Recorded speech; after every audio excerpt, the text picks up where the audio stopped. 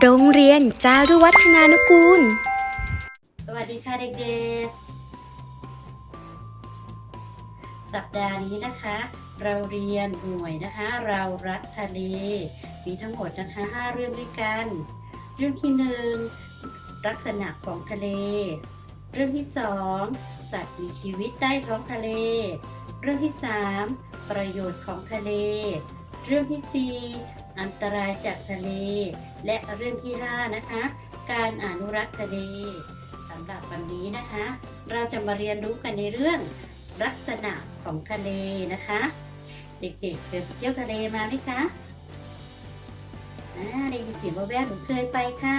เด็กๆบอกครูได้ไหมคะว่าทะเลที่เด็กเห็นมีลักษณะเป็นอย่างไรได้นะคะแต่ก่อนที่เราจะมาคุยกันนะคะว่าลักษณะของทะเลที่เด็กเห็นมาเป็นอย่างไรวันนี้นะคะคุณครูมีเพลงมาฝากเด็กด้วยนะคะเดี๋ยวเราไปชมไปฟังเพลงกันนะคะไปเลยค่ะ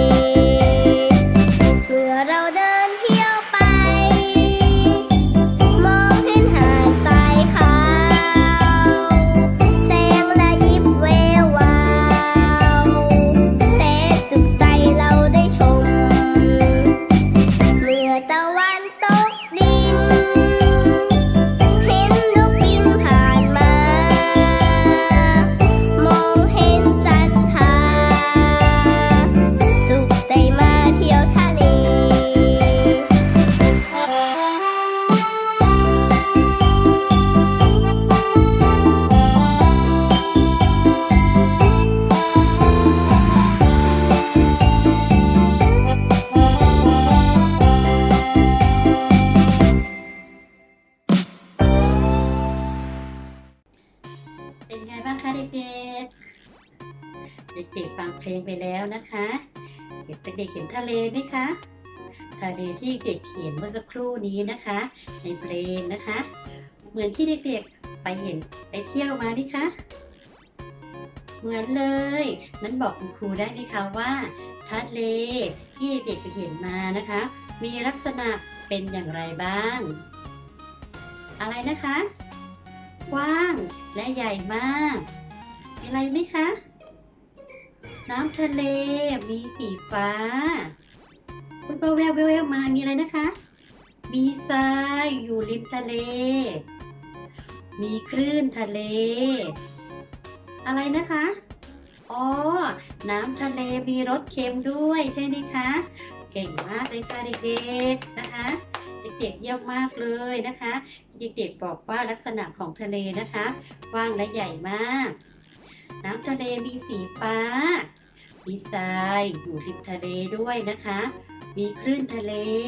และก็น้ำทะเลมีรสเค็มฟังเด็กๆเล่าให้ฟังแล้วนะคะคุณครูอยากไปเที่ยวทะเลแล้วสิ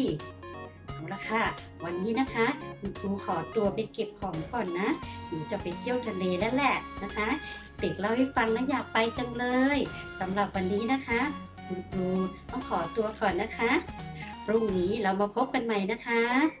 สวัสดีค่ะ ไปกันค่ะเด็กๆ ไปเที่ยวทะเลกับคุณครูอ้อยกันค่ะ เด็กๆ เตรียมกระเป๋ามาเลยนะคะ คุณครูอ้อยรออยู่ที่ทะเลแล้วค่ะ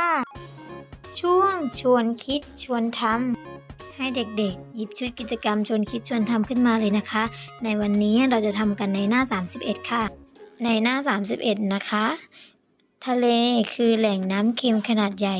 ที่มีแม่น้ำหลายๆสายไหลรวมกัน ลงสู่ทะเล ในทะเลจะมีคลื่นลมแรง มีสัตว์และพืชอาศัยอยู่มากมาย เด็กๆช่วยกันเล่าเรื่องจากภาพสิคะว่า ลักษณะของทะเลเป็นอย่างไร จากนั้นให้เด็กๆสังเกตภาพด้านล่างนี้ ว่ามีสิ่งผิดปกติอยู่ 3 จุด เมื่อเด็กๆเจอแล้ว ให้เด็กๆวงกลมได้เลยค่ะ ต่อไปเรามาดูส่วนที่ 2 ในหน้า 31 กันค่ะ ให้เด็กๆฝึกออกเสียงคำศัพท์ภาษาอังกฤษในภาพ และเขียนคำศัพท์ที่ลงท้ายด้วย OG ด้วยค่ะ เดี๋ยวเรามาอ่านคำศัพท์กันก่อนนะคะ L O G ล็อกขอนไม้ค่ะ ให้เด็กๆคัดให้สวยงามด้วยนะคะ ต่อไปเรามาดูในส่วนสุดท้ายกันนะคะ เด็กๆรู้ไหมคะว่าน้ำทะเลมีรสชาติเป็นอย่างไร เมื่อรู้แล้วให้วงกลมล้อมรอบภาพนั้นได้เลยค่ะ เก่งมากๆเลยค่ะเด็กๆ แล้วพบกันใหม่นะคะ สวัสดีค่ะ